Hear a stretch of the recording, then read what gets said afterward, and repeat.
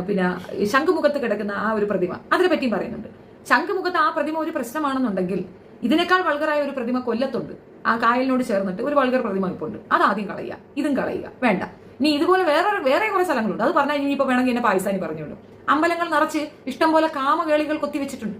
അത് ഇതിനേക്കാൾ വൾഗറായ, നമ്മൾ സാധാരണ കുട്ടികൾ പോലും കാണാൻ പാടില്ലാത്ത തക്കവണ്ണം വൃത്തികെട്ട ഇത് അതിനകത്ത് കൊത്തിവെച്ചിട്ടുണ്ട്. അപ്പൊ അതോ ഈ നമ്മളിപ്പോ പറയുന്നതും ഈ പിന്നീട് പറയാൻ ഉദ്ദേശിക്കുന്നതും തമ്മിൽ എന്തെങ്കിലും മാച്ച് വേണം. അതില്ല ഈ സ്ത്രീ പറയുന്നത്. പിന്നെ ഭർത്താവിനെ ഞാൻ ഉയരത്തിലാണ് കാണുന്നതെന്ന് പറയുന്നു, എനിക്കൊരു ആൺകുഞ്ഞാണുള്ളതെന്ന് പറയുന്നു. ഇവരുടെ ആൺകുഞ്ഞ് ഉയരത്തിൽ കാണുകയോ അവർ താഴ്ത്തി കാണുകയോ ഒക്കെ ചെയ്യുമ്പോൾ ഇവർ മുന്നോട്ട് വെക്കുന്നത് എന്താണ്? എന്ത് പുരോഗമനവാദമാണ് ഇവർ പറയുന്നത്? സതി നിർത്തലാക്കണമെന്ന് പറഞ്ഞപ്പോൾ കുറെ പെണ്ണുങ്ങൾ തനിയെ പോയി ചാടി അങ്ങ് ചത്തു. സതി നിർത്തലാക്കാൻ നമ്മൾ സമ്മതിക്കത്തില്ല. അതിന്റെ ഭവിഷ്യത്ത് പറഞ്ഞു കൊടുത്താൽ മനസ്സിലാകാത്തവർക്ക് ആ രീതിയിൽ പ്രതികരിക്കാൻ പറ്റും. ഈ സ്ത്രീ പൈസയ്ക്ക് വേണ്ടി ഏത് എക്സ്ട്രീമിലും പോകുമെന്നുള്ളൊരു തെളിവാണ്. ഒരു ബോധവും ഇല്ലാതെ ആ ഇതിൽ പോയിരുന്നു കൊണ്ട് സ്ത്രീകളെ മോശമായി ഈ രീതിയിൽ പറയുന്നത്.